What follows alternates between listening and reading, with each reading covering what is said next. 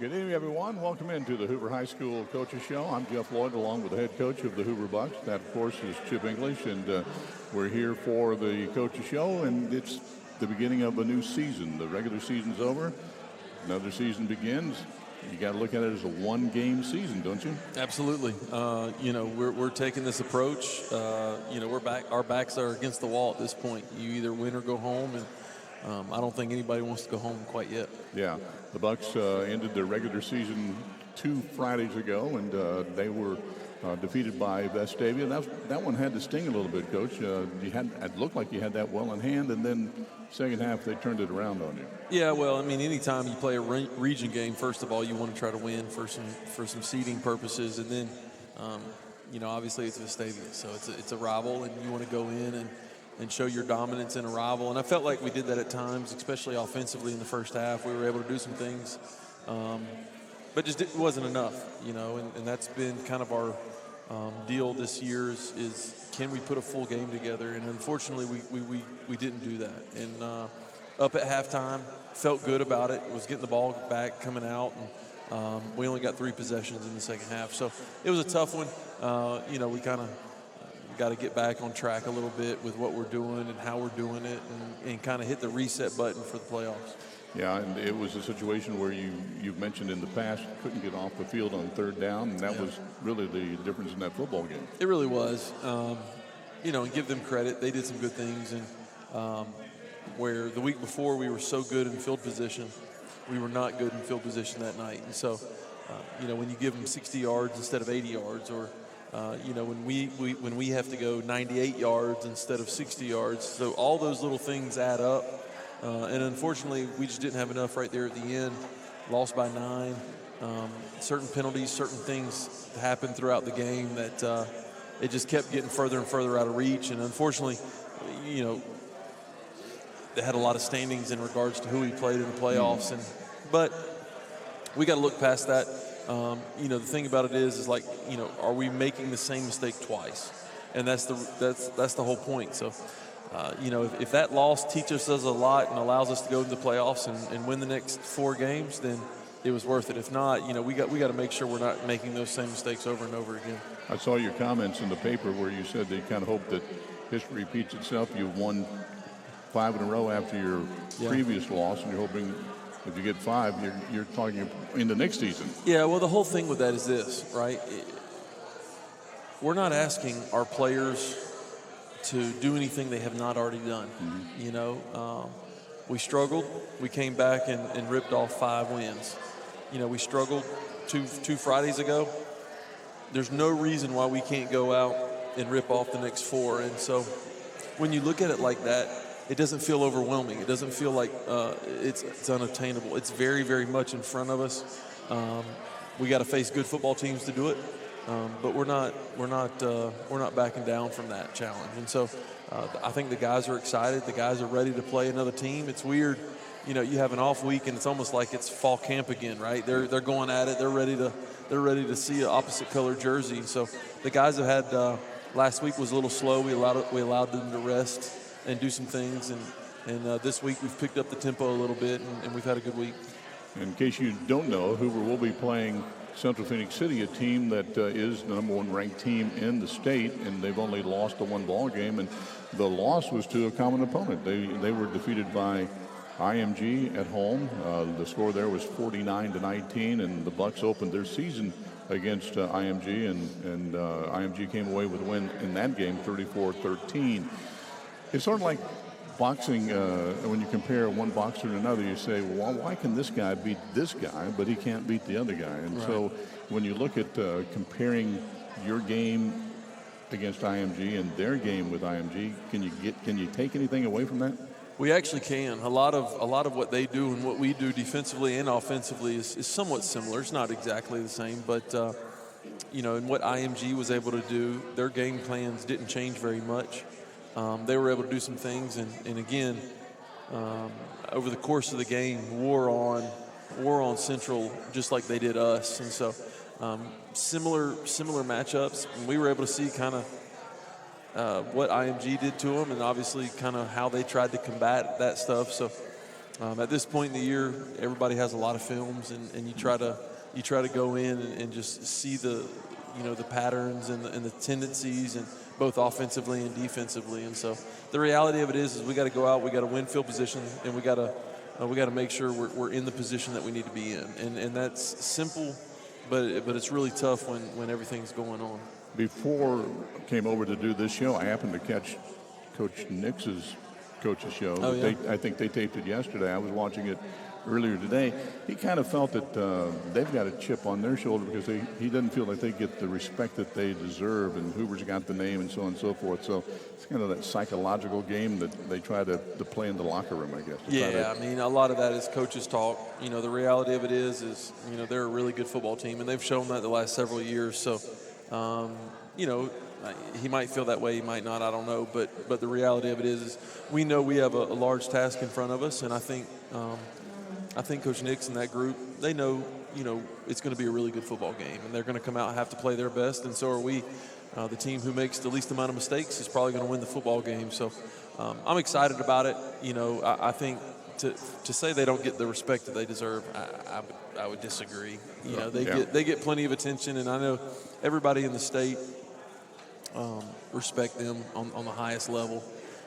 Just like us, we get respect, and because I think people know on any given night we can go out and win.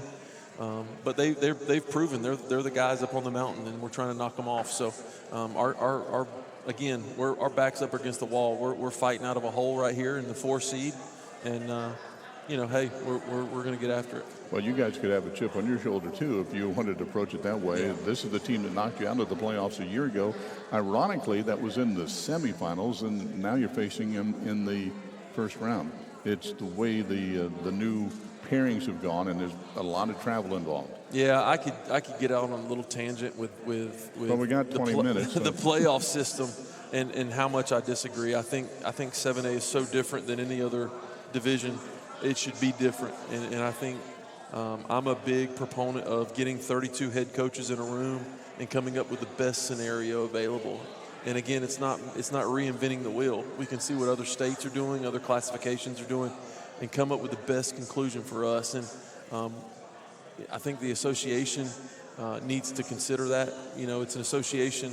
The HSA is made up of the coaches. And I think we just need to get together and come up with a common sense approach that'll help everybody. And so, it's tough when you're the, I think number 8 team in the state going up against the number 1 team. Auburn is number 4 team in the state, or 5 team, and they're going up against the number 2 team in the state, which is Vestavia. So when you have stuff like that, and it's just, we're switching it up, it's just not good. It's not good for football. It's not good for competition. And hopefully they can fix that. And I'm a big proponent. I'm willing to sit down and talk and work through all the details with that.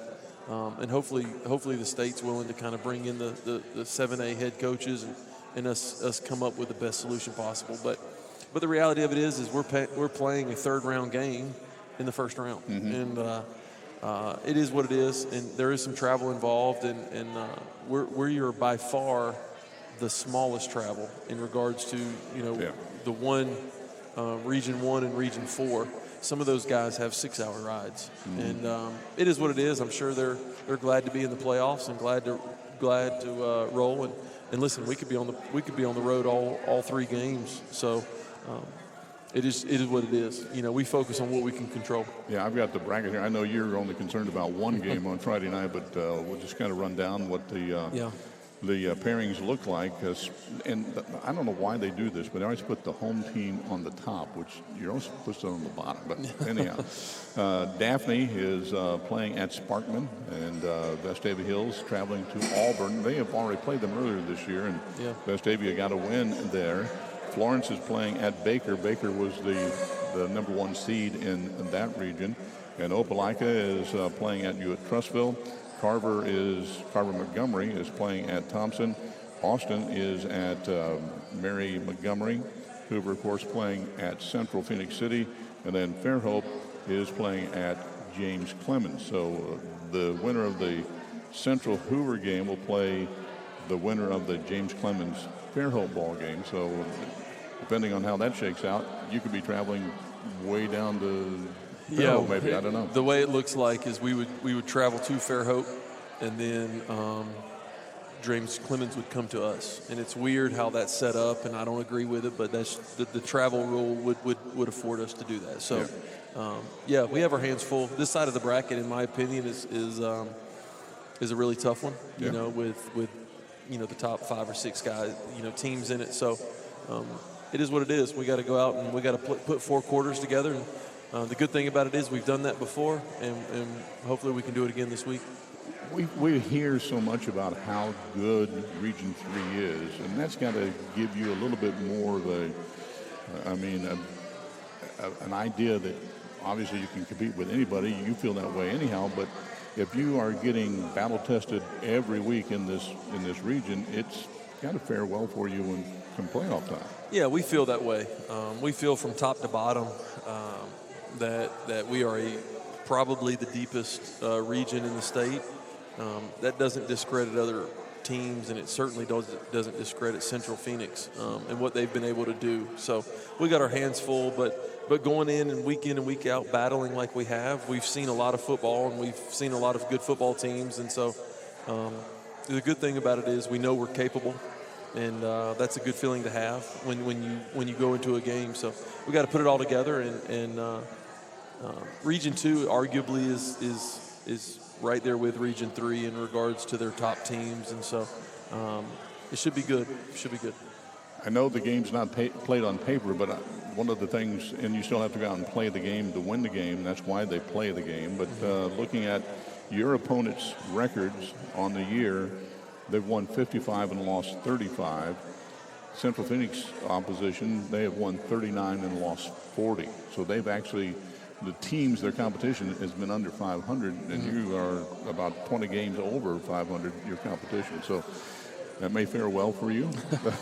I didn't look that deep into that. That's a good stat. But, I mean, again, the talent we see every weekend, with the corners that we see, the wide receivers that we see, the defensive line that we see, the linebackers, the running backs, the quarterbacks, we would think we've seen a lot of football, enough to go in there with a good feeling about us and going out there and playing. This is going to sound weird, maybe, but did the loss, I know you didn't want to lose that game, and it had to have a determination as far as the pairings were concerned, but could that have been in disguise a little bit of a good thing for you going into the playoffs to motivate your team? I hope it can be. Yeah. I don't think a loss is ever a good thing. Yeah. Again, do you want to learn from it? Do you want to grow from it? You absolutely do. And we understand, if anything, it points out that you got to go out there and play. You can't take a play off. You can't take a practice off. You can't take a lift off, a meeting. It kind of recharged us a little bit in the sense that we got to go out there and play. And we know if we don't, we're good enough to beat anybody. And unfortunately right now, a lot of people, if we don't play well, has the ability to beat us. And that's the reality of 7A football. You got to go out there and play well. And so, does it motivate us? I hope it does. I don't know if it was a good thing, though. So I would have much rather won the game and still motivated them. But you got to believe that, again, it goes back to our backs are against the wall. We've done this before. It's not unfortunately, it's not new to us, losing a game and then having to battle back. So our guys are tested. Our guys are ready to go out there and fight. We feel like we're the underdog, and we got to go out there and prove ourselves. I told you it'd be weird. Yeah. I told you it was a weird question. But in terms of the psychology of coaching and getting young men to get ready to play a football game, how much does that play into, I mean, you've done everything you can physically practicing. Where does you draw the line between what's the physical and what's the mental part? It's a fine line, and each year as a coach, you try to find the best recipe, if you will, of how much physical do you do. We've had 2 weeks to prepare for them. Do we overload them, or do we keep it simple and let them play fast, right? So there's a balance there. At this point in the year, you're not just going to throw in 15 different new plays, right? You might have a wrinkle of this or that. You might be holding some stuff that you're ready to let go, and it doesn't matter anymore. So all those little things build into it. But psychologically, you want the guys to be refreshed. You want there to be an edge about them. You want there to be you don't want them to dread going out to practice every day, because the reality of it is the season's long. And so you try to, like last week, we kept the practices really short, gave them a couple days off right there at the end, had some fun with some of the scout team scrimmages that we had. And then this week it's back to work. We got a lot of work done last week, especially early in the week, with what we want to do and understanding personnel. And, having 2 weeks to prepare, we felt like we had a little bit over a week, with what we were able to do with Tuscaloosa County. We had almost 2 weeks right there to prepare for Thompson. So given that, again, it sets us up. We feel very confident in this position going into a very tough football game. And, so there's a balance there. And I don't know if there's a right or wrong answer, because sometimes you win them, sometimes you don't. And it's just you're trying to find, and each team is a little bit different too.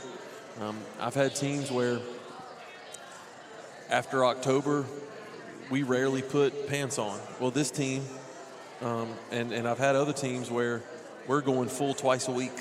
And so it's just one of those things of what you feel like your team needs, and that's always changing. Coach, assess the season, the 10 games, again, that season's over. You're looking now to your postseason. From the start of the year back in August to now, how has your team changed? Well, they've grown. I think early in the year, some of the mistakes that we were making, and we're nowhere near perfect at this point, but we're growing in the sense that we're not making the same mistakes. And so guys are developing. At this point in time, everybody's experienced, and we've gone through some hardships. We've lost Tyson to injury. We've lost Braden Caribou to an injury.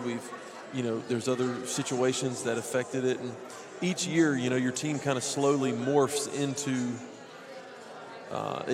they don't quite look the same as what they did in week 0. So, and that's just kind of naturally happened. Some guys have overperformed, some guys have underperformed, and their playing time has been adjusted. And, some young kids have stepped up. Some older kids have maybe had their opportunity but didn't perform well, so they're primarily special teams or something. So as the year gone on, I feel like we've grown physically, and honestly though, from a football standpoint, we've come a long way. And what I mean by that is our football IQ. We've had a quarterback with 1 year starting experience. I really feel like he's a really savvy football player now, and so we've had 3 receivers that's played a ton of snaps over the last 3 years. But really, each year and throughout the season, you want the game to slow down for them. And what I mean by that is not run slower, but like if they see the safeties roll or they see a blitz, it's happening slower where they can process it and understand it a little bit better. And our team has found a way to continue to grow and do that. And so, but the difference, in my opinion, in really good football teams, and I would put us in that category, everybody's grown throughout the year. Who is going to grow in the playoffs? Because the same team that beat Thompson 2 weeks ago is not going to win a state championship. We got to actually grow and be better each and every day in order to do that. And the really good teams are going to find a way to do that, and they're going to be the ones playing on December 3rd. and I feel like our team is ready to take that next step and continuously get better each and every week. So it's always a learning process. It's always a growth process. But our team is definitely matured over in their football IQ has grown from week 0 to week 10. Mm-hmm. And another thing you talked about, injuries that come into play. You also got some guys back from earlier in the season that were not able to take many snaps or none at all. And that's made your team different. It really has. And, some guys that were banged up early, especially our running backs, J.R. Mosley and C.J. Cowley, they lost several games right there in the middle. And R.J. missing 2.5 games, and then C.J. missing almost 5. It matters. And so when you got those guys rolling and healthy, I feel like we have. And offensively, we're clicking a little bit right now. We're putting up 30 points a game, and we're averaging over 400 yards a game of total offense. And when you can do that, you're going to give yourself a shot. And defensively, we're still trying to find our best lineup and still trying to do it. Guys are going to play really, really hard Friday night. I really feel like, especially our defensive line, they're going to give relentless effort. And we've been striving for that, and it hasn't happened every game. And so we got to make sure we are playing with relentless effort. Yeah, well, this is the team you're playing on Friday night is averaging 47.4 points per ball game. Yeah. And you've run into teams that have run up some points, Thompson being one of those, yeah. and your defense answered the challenge there. Yeah. So the defense is going to be a big part of this football game on Friday night. It is, and it's tough to go out and have the third down conversions that we had 2 weeks ago, and defensively we couldn't get off the field. But I'm really excited. I'm telling you, this group, Coach Reeves has done a good job this week of motivating the guys. Because you can get down on yourself because, we didn't give up this many points last year, and this year that doesn't matter. What matters is going out there each and every time, playing tough-nosed football, flying to the football, and good things happen. And we've shown we can do that this year. And I really feel like we are on the cusp of a really, really good defensive performance. Going into the game, you always feel like, hey, we probably need to score 28 or 30 here. Defensively, they're like, yeah, you got to put over 21 on the board because they're, so we really feel like we can go in and have a really stellar game defensively. And what we have to do too is we have to create turnovers, and that's something we haven't done at all, for a complete game. And we got to find ways, whether it be a fumble, whether it be a pick, whether it be a block punt, something has to happen, in my opinion, for us to be able to steal a possession against them. Yeah, and we're talking about what Central is averaging. Your offense has been more productive in the latter half of the season, averaging now 32.9 points per ball game. So you put enough points on the board to win, that's for sure. Yeah, and then it gives you an opportunity. And sometimes, told the guys today, offensively, defensively, there's times where defense has carried us and there's times where offense has carried us. And so we got to make sure we're playing complementary football. We've done that before. So, limiting their big plays, creating turnovers defensively, offensively making sure we're taking care of the football and making sure every time that even when we have to punt, they're having to go 80-plus yards. Both teams have strong special teams, and that's been one of the things that you can kind of count on in terms of your field goal kicking and so on and so forth. It may come down to that. Right, and we know it's a good feeling when going into the football game knowing, if we get to a certain range, we're going to be able to put points on the board. And so James has done a great job. Really, our PAT field goal unit has really played well, and we're going to have them again. Now, I don't want to have to settle for 3. Hopefully we can put, touchdowns on the board and we're kicking PATs, but the reality of it is we know we have to put points on the board if we cross the 50, and obviously James has shown we can do that. And then on the flip side is, like I said, the field position. Grant Morrison has done a great job for us all year, but we have got to boom the ball. We got to get it away from their returners and to make them drive 80. I know that a couple of weeks ago when we were talking on the program, you were talking about wanting to have the opposition start inside the 20 or even further. Yeah. I believe in the Vestavia game, the kickoff on the first kickoff went into the end zone, but after that never reached the end zone. No, we you strive for a touchback, right? So you don't have to tackle somebody, and we weren't able to do that. We just whether it was a missed kick or just not getting it where we needed to be. And then our coverage team didn't perform at a high level, and that, their average was probably around the 35 or 40, which is completely unacceptable. And it showed, because when you only have to drive it 60 yards instead of 80, that matters. And excuse me, but James and that group is we've had a good week, and even if we don't kick it into the end zone, our guys are going to get down there. They're going to avoid to the butt. They're going to make sure they break down. They're going to get on their legs and get them to the ground. Is that one of the reasons why you do? I call them a pooch kick or the short kick. Is that you try to limit what you're going to have your special teams get down the tackle and try to pin them. Yeah, you can when you kick it deep, right, you want as much air time, hang time as possible to allow your coverage team to get down the field. And so that works. Again, the goal is to put it in the end zone. But when you can't, when we decide to pooch kick or something, you just want that hang time. And the goal right there is to have those guys fair catch it at about the 24-yard line. Because they have defenders in their face and they feel like they have to fair catch it. And if we can do that, or if we have to do that, it's just part of the game plan. And we see the other teams doing that to you. There are not too many guys that want to kick off to either. Well, the reality of it is exactly. So when you have guys back there, and Central has some guys in the return game, they put 3 back there actually, or they have in the past. And so just like they don't want to kick it to, Jonah or Jordan or Hunter Purdue. There's times where we don't want to put it in their best ball carriers' hands either. And so, it's just strategic on what, and a lot of times it has to depend on how the kicker's feeling. Yeah. I forgot to mention that we are at B4 Brady's, and we are just thrilled to be here every Wednesday night, and they take great care of us. And on Wednesday it is wing night, 99-cent wings.